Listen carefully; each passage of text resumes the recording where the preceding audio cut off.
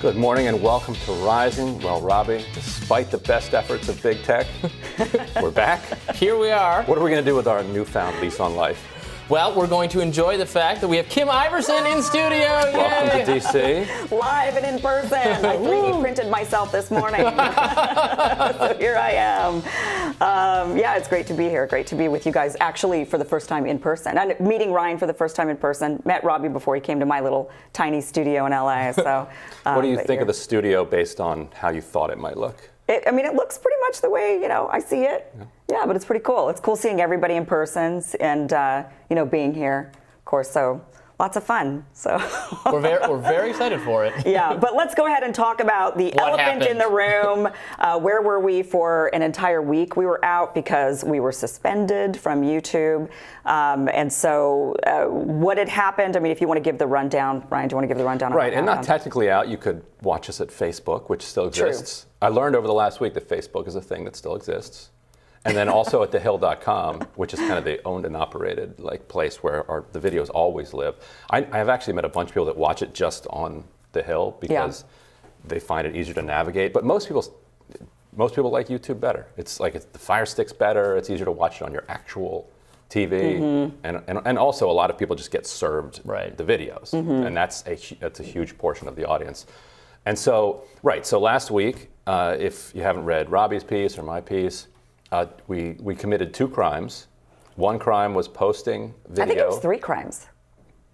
I only know of 2 crimes. I think it was 3 because it was last year. Oh, there was a crime a year ago. Right. Yeah, and then doing it again this year. They posted a Trump video. And contrary to what our audience might have expected, it was not Kim's fault. Yeah, believe it or not. I wasn't actually even involved in the offending the video that ended up finally being like the nail in the coffin. It was you two. I leave you two alone for a minute. It was Emily Jashinsky. It was Emily. Yeah. So we had raw footage of Trump speaking that was uploaded just by The Hill, him speaking at CPAC, and then also in a Rising clip where Ryan and I were talking with Emily, we played part of him talking. It was a segment about Ukraine, and he happened to say in his remarks about what he would do about Ukraine, him being Trump, he referred to rigged election. We did not immediately jump in to say, by the way, that's not true. The election was not rigged, even though I don't think the election was rigged. I know you don't think the election was rigged. We've said on the show many times that we don't think that. It went through a million different court cases. Every judge, even the Trump-appointed judges, were like, dude, you lost. And you called Trump, I think, a madman in that segment. We criticized Trump, him a fraud. But it was a segment about Ukraine, so we didn't specifically, immediately, with vigor, rebut the election part. And YouTube has claimed that violates their election misinformation policy. It was akin to us spreading misinformation, that we were just reporting what Trump has said. We find that to be a very curious interpretation of the rule. Obviously, YouTube can have whatever rules it wants. I think there's a big difference between reporting what a major political figure says and endorsing it. I don't understand how straight news could thus operate. What if there's no commentary in the segments at all? What if you're just C-SPAN or something? Well, that's what it was with the CPAC. Right, with C-SPAC it was. There was no commentary whatsoever. Yeah. So we served our time. Here we are. Yeah, suspended for 7 days. And then at what point what other statements do you have to immediately tamp down? Like if Andrew Cuomo says that he was driven out of office by cancel culture, and then a legitimate election was overturned by cancel culture. What is the YouTube executive kind of ruling on whether or not that has to be called misinformation, or is Cuomo allowed to say that? And then are we allowed to have a clip of Cuomo saying that without us spreading misinformation? We don't know. We haven't. What if you're just what if you view yourself as an anti-misinformation journalist or YouTuber or something, so you play a lot of clips of people like Trump talking because you're going to bash them from the left, but maybe you're bashing something else they're saying, and you miss, there's so much misinformation in a 1-minute Trump clip. And you could get, so it seems very odd that this is the policy. Well, and the upshot for them seems to be, or the goal seems to be, they don't want any conversation at all about the election, about whether the election was stolen. They want to move on from it. They're like, they want to move on from it. And so by drawing that really hard line, it then incentivizes all of the different creators, left and right, to just not talk about it at all. Which, okay, good. What if Republicans try to steal it in 2024. They're already running people on for Secretary of State on the big lie. They're running people saying Trump was legitimately elected, it was stolen from him, vote for me, and I won't let it be stolen again.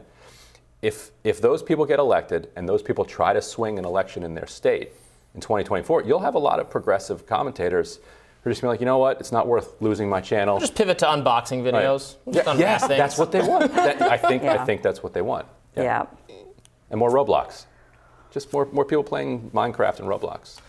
Well, so be it. Well, here we are. We're back. We're back. It's over. And we want to address some actual news. First, we want to thank everyone for their support while we were away. Thank you for asking. I know I got so many messages, probably you guys did as well, from our viewers saying, what is going on? Where are you? When will you be back? So we really appreciate that. And now let's turn to some actual news out of Ukraine. Of course, yesterday we learned about a Ukrainian maternity ward that was allegedly bombed by the Russians in Mariupol, and it left 17 people wounded, including women in labor, and that's according to the regional governor. Ukrainian President Zelensky responded to the news saying that dropping a bomb on a maternity hospital is the ultimate proof that what is happening is a genocide of Ukrainians. He also urged Europeans to tighten sanctions against Russia. Meanwhile, CIA Director William Burns said that he believes that Putin is likely to escalate military operations and predicted an ugly next few weeks of fighting for control of Ukraine's cities, including its capital, Kiev. Pentagon spokesman John Kirby called disinformation laughable over claims that the U.S. is operating a biowarfare facility in Ukraine. The response comes after the interaction between Marco Rubio and Victoria Nuland we showed you all yesterday went viral. Let's watch that again. Does Ukraine have chemical or biological weapons? Ukraine has biological research facilities, which, in fact, we are now quite concerned Russian forces may be seeking to gain control of. So we are working with the Ukrainians on how they can prevent any of those research materials from falling into the hands of Russian forces should they approach. The U.S. also seems to have gaslighting weapons of mass destruction, too. We just saw that. Yeah. She just said they have a bio-research facility in response to the question about whether there are biological weapons. Yeah, and yet so is it yes or is it laughable? Right. Which is it? Yeah. Was she lying under oath? Oh, they wouldn't do that. Are you kidding? It would be funny to lie under oath and admit to to a bioweapons facility, and then be like, actually, no, we don't. There's none of that. So what are they? What?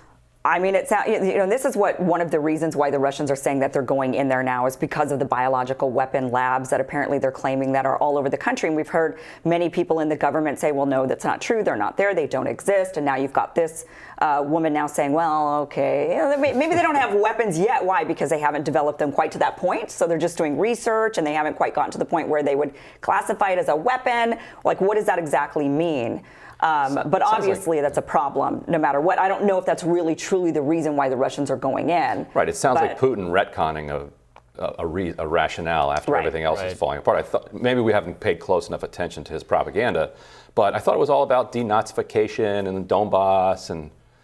Right, which is also, I think. And the creeping NATO, up to his borders. Now, obviously, bioweapons is part of that. Sure, and I'm sure that NATO is actually a legitimate reason why Russia is feeling, they've been claiming it for 25 years. But I do think that the denazification of Ukraine and maybe the bioweapons labs, I'm sure, is also a problem. But I can't imagine Russia doesn't have their own bioweapons labs. I would imagine that most big powers do. But certainly, I think that a lot of this is just rhetoric to get the populace on board. Well, the kind of funny thing about the whole denazification line is it's just kind of funny in light of how much the progressive kind of liberal activist mainstream media, anti-misinformation people in the U.S.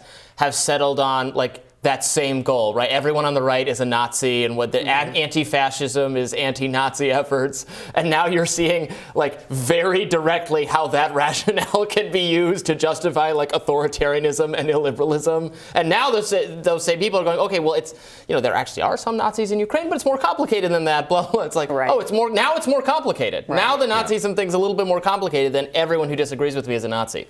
I just find that kind of funny. Putin, the leader of Antifa. Right. We found there is a leader of Antifa, it's Putin. All right, well, according to the Wall Street Journal, leaders of Saudi Arabia and United Arab Emirates declined to speak to President Biden in recent weeks while reportedly taking calls from Putin.